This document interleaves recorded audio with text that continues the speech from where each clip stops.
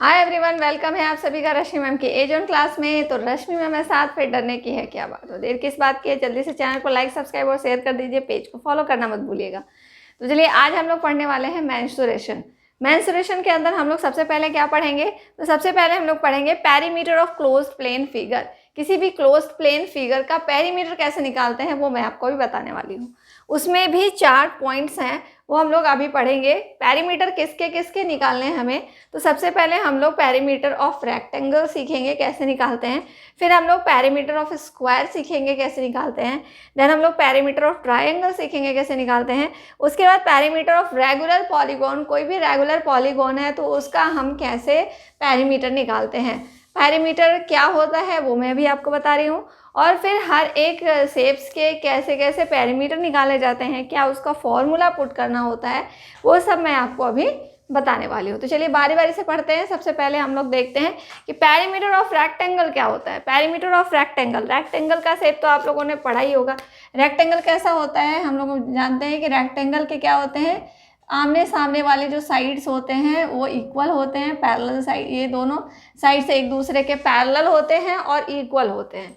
ये साइड इसका पैरेलल होता है और इक्वल होता है। इट मीन्स हर एंगल क्या होता है, 90 डिग्री का होता है। ईच एंगल 90 डिग्री के होते हैं रेक्टेंगल के अंदर। ओके, ये रेक्टेंगल के अंदर ये सारे एंगल्स 90 डिग्री के होते हैं। और ये this side is equal to this side होता है, this side is equal to this side होता है। अब इसका अगर हम एक कोई नेमिंग कर देते हैं, इसे हम लिख देते हैं A B C and D. ठीक है, ये लिख देते हैं। अब अगर बोला जाए कि इस फिगर का ये जो रेक्टेंगल है इसका पेरीमीटर हम कैसे निकालेंगे, ये हम इसके लिए देख रहे हैं। ठीक है, रेक्टेंगल के लिए। तो इसके लिए पेरीमीटर क्या है, this plus this plus this plus this, यानी कि बाउंड्री। ये जो शेप है इसकी बाउंड्री जो है वही इसका पेरीमीटर कहलाता है। किसी भी शेप की जो बाउंड्री होती है वही उसका पेरीमीटर कहा जाता है। अब इससे रिलेट करके बहुत सारे क्वेश्चंस आते हैं कि एक बच्चा है जो इस किसी भी रेक्टेंगुलर शेप के चारों तरफ जो है वो 4 राउंड लगाता है।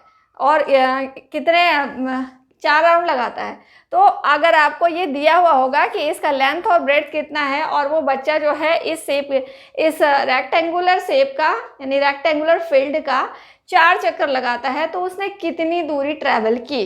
तो इसी तरह से हम इसको कैसे निकालेंगे, तो इसके लिए हम लोग क्या करते हैं कि पहले तो इस शेप का पेरीमीटर निकाल लेते हैं और उसके बाद उसने जितना भी राउंड लगाया उससे मल्टीप्लाई कर लेते हैं। क्यों?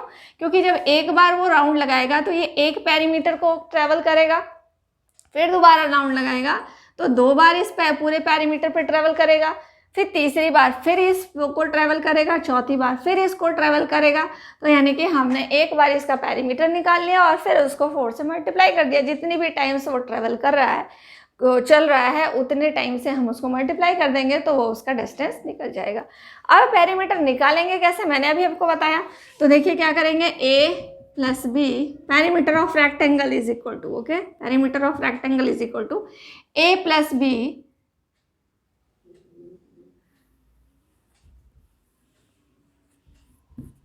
देखिए देखते हैं कैसे निकालेंगे। तो perimeter of rectangle is equal to A B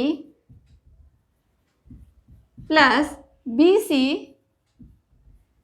plus C D plus D A. Okay, ये हम लोग लिखते हैं।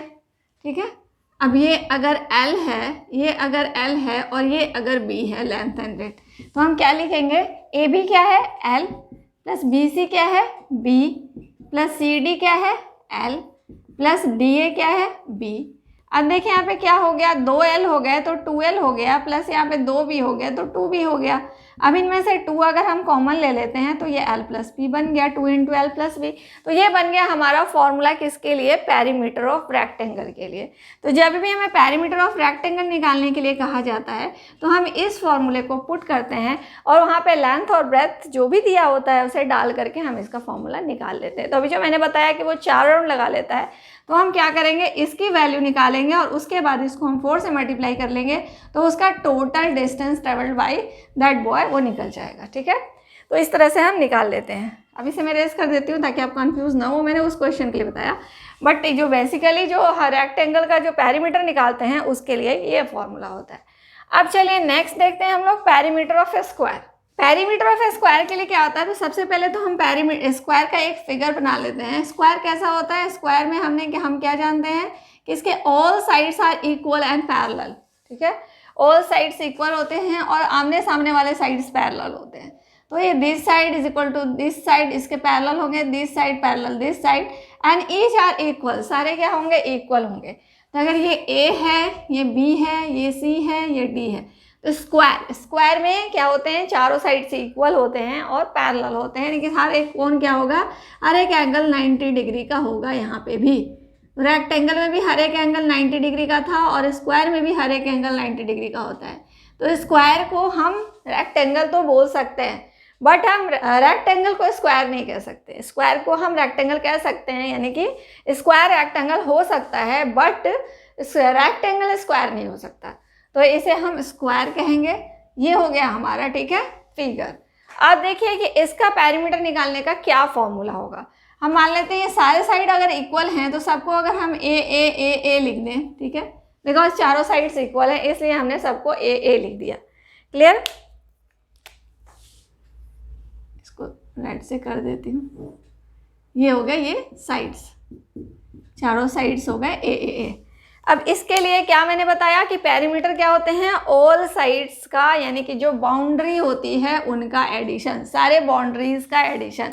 तो पेरीमीटर ऑफ स्क्वायर हम क्या लिख सकते हैं, A B plus B C plus C D plus D, ये हम लिख सकते हैं स्क्वायर के लिए पेरीमीटर। अब देखिए ए बी क्या है, यहाँ पे ये भी ए है, ये भी ए है, ये भी ए है, ये भी ए है, सारे ए हैं तो हमने लिख दिया। अब ये क्या हो गया, 4a, यानी कि इसे हम लिखते हैं 4 इंटू साइड, ए मीन्स साइड, 4 इंटू साइड। ये हो गया फॉर्मूला किसके लिए, पेरीमीटर ऑफ स्क्वायर के लिए। तो जब भी आपको पेरीमीटर ऑफ स्क्वायर निकालना हो तो आप क्या करेंगे, इस फॉर्मूले को पुट करेंगे। आप जल्दी से सारे फॉर्मूले को नोट डाउन करते जाइए अपने कॉपी में, और कॉन्सेप्ट तो आपको समझ में आ ही रहा होगा जो मैं बता रही हूँ। तो इस फॉर्मूले को याद रखना ज़रूरी है आपको कि आप कैसे करेंगे। वैसे आप खुद से भी फॉर्मूला बना सकते हैं, लेकिन फॉर्मूला बनाने जाएंगे तो आपको टाइम लगेगा, आपको सीधा ही जल्दी से आंसर निकालना होता है।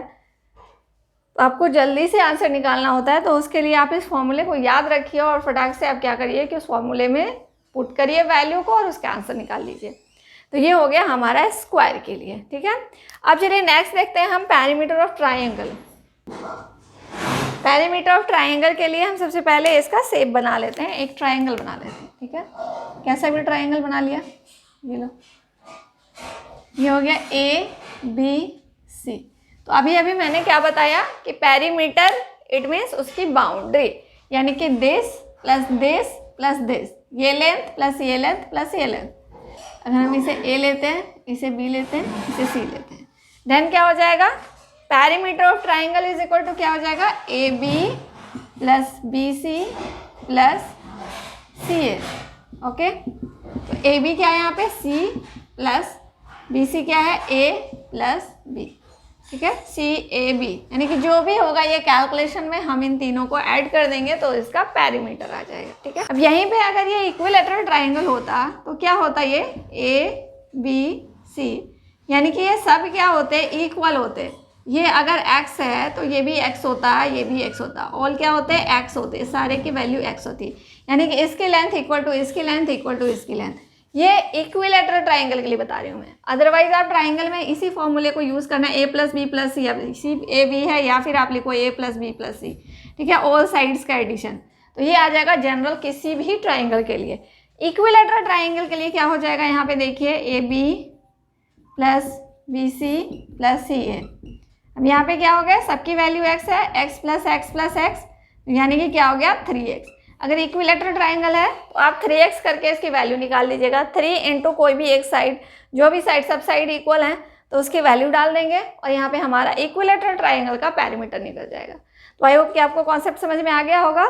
अब नेक्स्ट हम लास्ट पेरीमीटर देखेंगे जो रेगुलर पॉलीगॉन के लिए है, ठीक है। यहाँ तक तो कॉन्सेप्ट क्लियर है। चलिए अब लास्ट वाला टॉपिक पेरीमीटर का देखते हैं। चलिए नेक्स्ट, अगर आपके पास है कि पेरीमीटर निकालना है आपको किसी भी रेगुलर पॉलीगॉन का। रेगुलर पॉलीगॉन मीन्स उसके सारे साइड्स इक्वल होंगे। पॉलीगॉन मीन्स उसके कितने भी साइड्स हो सकते हैं, पेंटागोन हो, हेक्सागोन हो, हेप्टागोन हो, तो ऐसा कोई भी शेप हो जो रेगुलर हो, इट मीन्स उसके साइड्स क्या होंगे, इक्वल होंगे। तो साइड्स अगर इक्वल होंगे तो क्या हो जाएगा यहाँ पे, अगर ये है मान लीजिए 1 2 3 4 5, ये हेक्सागोन हो गया, 6 1 2 3 4 5 6, इसके 1 2 3 4 5 6 साइड्स है और सब क्या है, ए इक्वल है।